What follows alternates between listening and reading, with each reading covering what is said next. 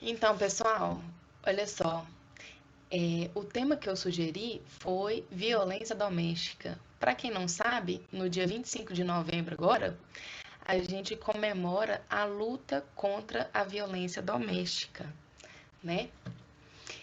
Então, para a gente iniciar aqui o nosso estudo, a gente vai vir com uma expressão e a gente é acostumado a ouvir a vida inteira que em briga de marido e mulher, ninguém mete colher.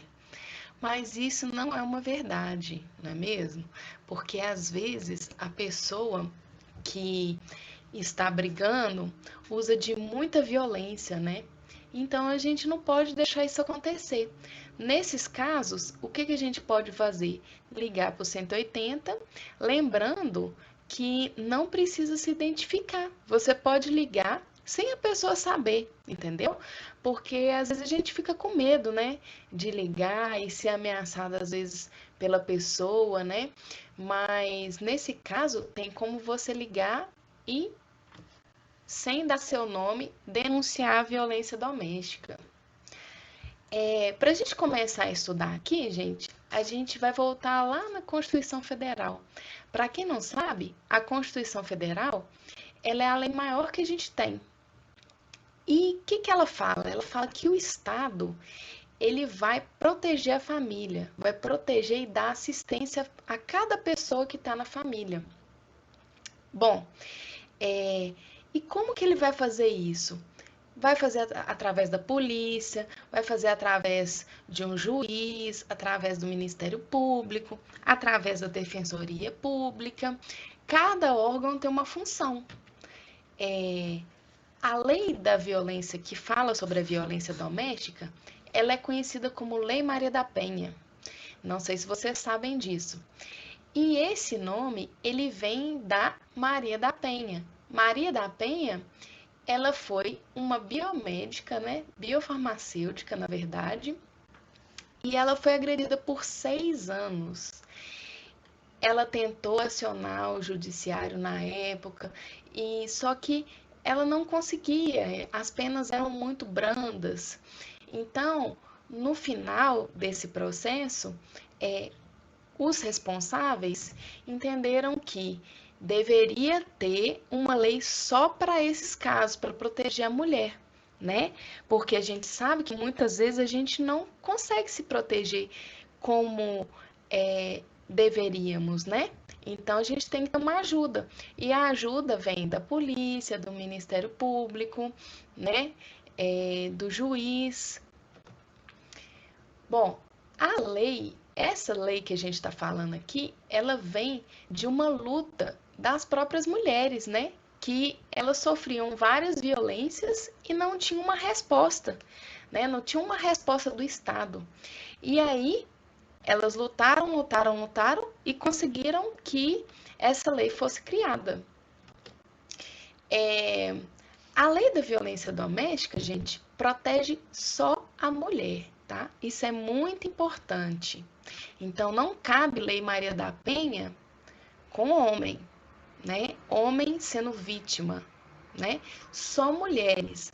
E aí você vai falar, ah, Tati, mas é só numa relação assim de homem e mulher? Não, não é só numa relação de homem e mulher.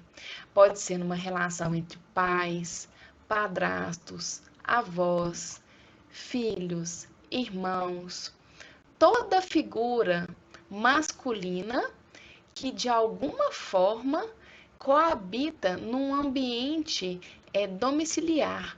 Quando eu falo coabitar, eu falo relacionar, viver junto, sabe? Dividir, vive na mesma casa, ou às vezes em casas diferentes, mas tem aquele vínculo de família, sabe?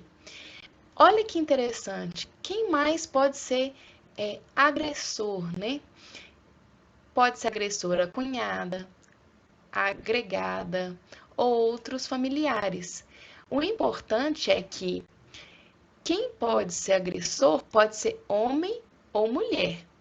Agora, quem pode ser vítima é só mulher. E aí eu vou colocar também uma outra situação. Não sei se vocês já ouviram falar de mulheres trans. mulheres transgêneros. Então, hoje a gente tem uma figura na novela. Quem assiste novela aí vai lembrar da Glamour Garcia. Essa pessoa é quando ela nasceu num sexo biológico masculino, mas ela se veste, se comporta, se enxerga como sexo feminino. Essa mulher trans também pode ser vítima de violência doméstica. A gente não pode esquecer isso, tá? E o que é uma violência? A violência doméstica ou familiar contra a mulher é qualquer tipo de ação ou omissão. Ação é quando você tem uma conduta, né? Quando você faz alguma coisa. Omissão, quando você deixa de fazer uma coisa baseada no gênero feminino. Então, assim, ó, quando eu bato, é uma violência. Quando eu vejo a violência e não faço nada, também é uma violência. E essa violência, ela pode ser que cause morte, lesão, sofrimento físico, né, sexual, psicológico, patrimonial. Patrimonial, gente, é no sentido financeiro. A violência física, o que é a violência física? Chutar, bater, morder, puxar o cabelo, né? A violência física, gente, ela deixa hematoma, ela deixa sinais. Então, quando você sofre uma violência física, qualquer pessoa consegue perceber.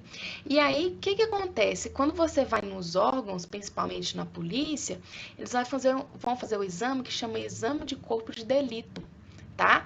Esse exame ele detecta essas marcas, né, na pessoa. A violência sexual já é um assunto um pouquinho mais complicado, né? É quando você tem qualquer tipo de ato sexual que você não concorde, né?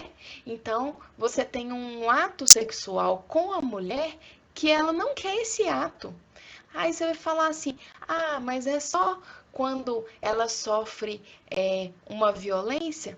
Não, não só isso, tá? Quando, por exemplo, o parceiro deixa ou tira o preservativo durante o ato sexual. Isso é uma violência sexual, vocês sabiam? Violência psicológica. O que é uma violência psicológica? É quando a mulher ela é xingada, humilhada, criticada.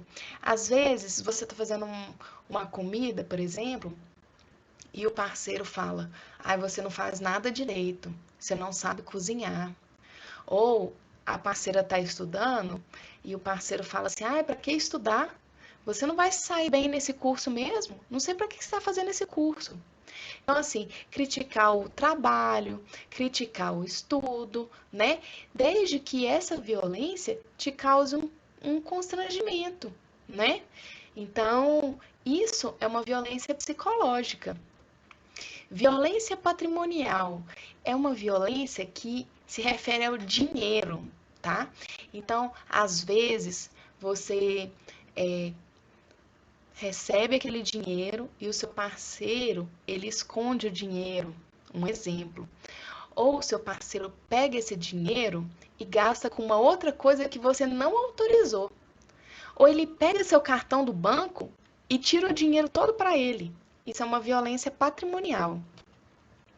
Violência moral é quando o seu parceiro ou a pessoa, né, ela faz comentários muito ofensivos, né, de forma que você se sinta humilhada. E vamos supor, você está no supermercado. E aí, o seu parceiro vai pegar um macarrão. E aí, seu parceiro fala assim: por que você está pegando esse macarrão? Você sabe que esse macarrão é horrível na frente de todo mundo. E começa a ser muito agressivo com você. E as pessoas ficam surpresas, né? Sabe uma outra situação? Olha que interessante. Quando às vezes você tem uma rede social, vamos supor que você está no Facebook ou no Instagram, e aí seu parceiro começa a te xingar, comentar nas suas fotos, xingando você o tempo todo. Isso também é uma violência. Lembrando que a gente tem nessa violência moral três hipóteses, tá? A calúnia, né, que é um crime, que é você fala coisas falsas para alguém, só que essas coisas falsas elas estão ligadas a um crime. Vamos supor, fala que você furtou, que você roubou, ou que você matou alguém. A difamação já é outro crime. O que é essa difamação? É quando você fala para a pessoa com a intenção de causar um constrangimento, um descrédito. Vamos supor, você fala, o seu parceiro fala que você nunca paga mercearia. Isso é um exemplo. Se ele fala isso e isso é mentira ou verdade, isso é difamação, não pode. E a injúria é quando você coloca características negativas de forma que isso ofenda você, sabe? Ofenda você perante outras pessoas. Bom, por último, gente, a gente vai falar aqui que na violência doméstica, não necessariamente você tem que morar junto com essa pessoa, tá? Você não tem. E só que o juiz ele pode atribuir algumas medidas que a gente chama de medida protetiva. O que é a medida protetiva? É uma medida que protege a vítima. Vamos imaginar, você é vítima de uma violência dentro da sua casa. A primeira coisa que tem que ser feita é o quê? Retirar dessa pessoa na sua casa, impedir que essa pessoa frequente o mesmo ambiente que você. Por quê? Porque se você cruzar com essa pessoa diariamente, pode ser que ela se vingue de você, né? E essa é uma das inovações dessa lei, porque ela traz medidas que podem ser colocadas imediatamente. Então, essa medida pode ser um afastamento do lar, né? Tirar o parceiro do lar, pode ser retirada guarda de criança, né? Dessa pessoa, pode estabelecer a medida que essa pessoa pode chegar perto de você, né? Tem várias formas. Eu escolhi falar desse assunto, gente, porque infelizmente na pandemia os casos de violência doméstica cresceram muito, porque a gente acaba ficando confinado, né, na mesma casa ali, com uma pessoa que às vezes você nem percebia que era agressiva, né?